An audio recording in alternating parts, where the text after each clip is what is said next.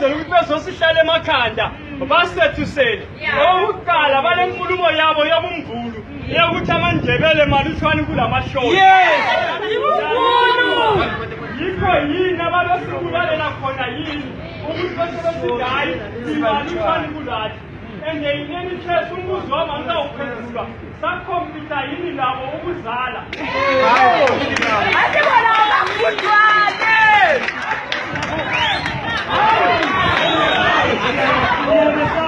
hayi asibesabi siyabafuna esikutshoyo bantu bakithi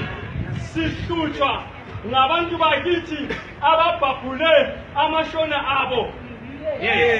silamabandla kathesi lapha abhudukezayo kwelakithi i-chief culprit kwi-MDC ekuthiwa yi-alliance elomfana lo lamanga kakhulu ohambe ekhamisa umlomo akhuluma amanga bakithi bayabhabhula ebandleni leliyana uzobe sithi bona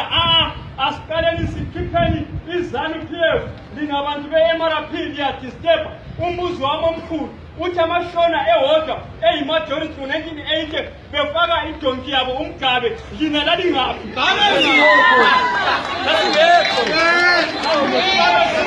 umlomo is the father of wisdom angithi babesithi umkomo nguTumbukuru namhlanje babuya kini begijima bathi asiqaleni sikhiphe nini iZANU-PF mhla ka-17 November last year sibonele ezinye inhlanya zakithi zigcwele esitaladeni lapha zisithi umgabu uyaphuma ungakhiphanga iZANU alinanzeleli yini ukuthi iZANU-PF aso-Robert Mgadi alinanzeleli yini ukuthi iZANU-PF aso-Emerson Mnangagwa alinanzeleli yini ukuthi iZANU-PF aso-Constantine Chiwengo iZANU-PF is a system iZANU-PF is a cult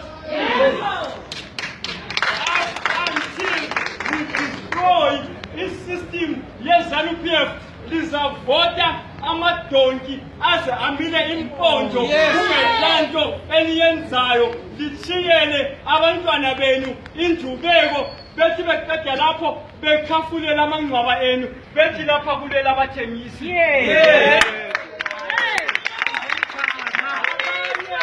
abanye ngabe khuluma amanga besakholisa imali eHarare bathi